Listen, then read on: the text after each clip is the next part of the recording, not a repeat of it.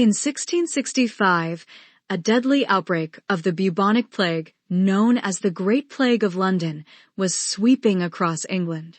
Cities emptied, trade halted, and the universities shut their doors.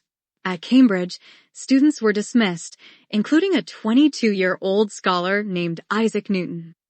Newton returned to his family's modest estate, Woolsthorpe Manor, in rural Lincolnshire. What began as an emergency retreat turned into one of the most extraordinary periods of personal discovery in scientific history.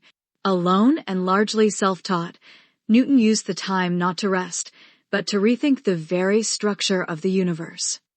During this period of isolation, from 1665 to 1667, Newton made groundbreaking advances in mathematics, optics, and physics, the core fields that would come to define his legacy. With no formal lab or teacher to guide him, Newton explored the frontiers of mathematics on his own terms. He developed what we now call calculus, a revolutionary mathematical framework for analyzing motion, change, and rates of growth. Though his work remained unpublished for decades, his notes show that the key elements were already in place during these plague years.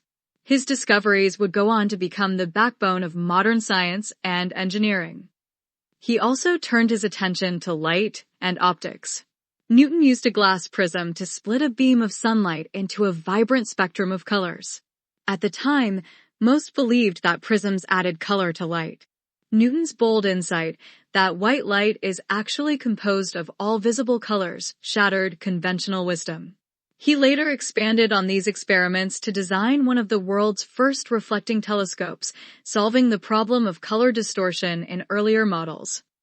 And then there's the famous story of the apple tree. Whether or not an apple actually struck him on the head, Newton was fascinated by gravity. Sitting in the orchard at Woolsthorpe, he began wondering, why do apples always fall straight down? Could the same force that draws fruit to the ground also reach across space to govern the moon and the planets?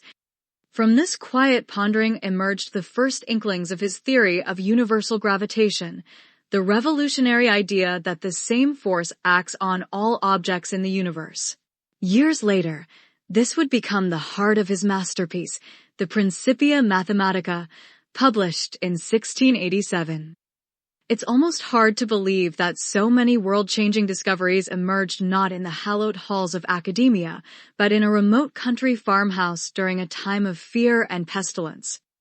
Newton later wrote of this period with wonder and nostalgia, saying, "All this was in the 2 plague years of 1665 and 1666, for in those days I was in the prime of my age for invention." Woolsthorpe Manor still stands today, preserved as a site of historic genius. Visitors can even see what is believed to be the very apple tree that inspired Newton's thoughts on gravity.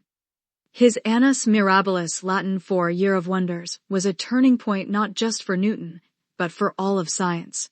It reminds us that in times of disruption and solitude, the human mind is still capable of incredible insight.